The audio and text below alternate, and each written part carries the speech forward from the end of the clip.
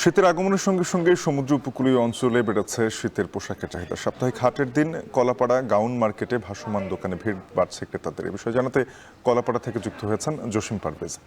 জসিম, জানাবেন শীতের পোশাক কিনতে ক্রেতাদের ভিড় কতটা লক্ষ্য করা যাচ্ছে, দাম কেমন?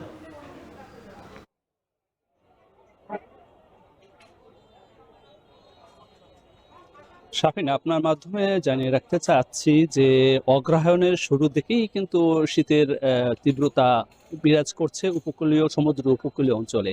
আর সেই শীতের তীব্রতা নিবারণের জন্য গরম পোশাকের জন্য উপকূলীয় অঞ্চলের হাজার হাজার মানুষ তারা এই সাপ্তাহিক আজ মঙ্গলবার এই হাটের দিনে এই মঙ্গলবার এই কলাপাড়া যে গাউন মার্কেট রয়েছে সেই মার্কেটে তারা শীত বস্ত্র কেনাকাটার জন্য এখানে আসেন। তো এখানে যে নিম্নবিত্ত এবং মধ্যবিত্ত এবং শ্রমজীবী মানুষ যারা রয়েছেন তারাই কিন্তু এখানে শীত বস্ত্র ক্রয়ের জন্য প্রতি বছর এখানে প্রতি সপ্তাহে মঙ্গলবার আসেন।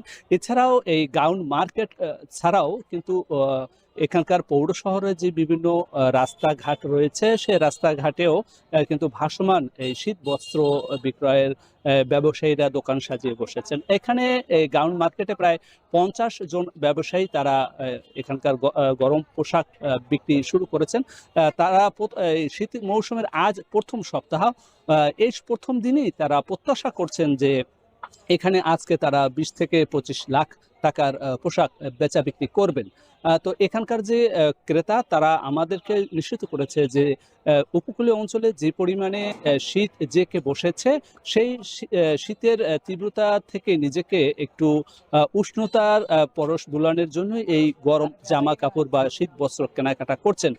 এবং এখানকার যে শিশু থেকে বৃদ্ধ পর্যন্ত বিভিন্ন বয়সের মানুষের গরম পোশাক এখানে কেনাকাটায় জমে উঠেছে এই গাউন মার্কেটটি।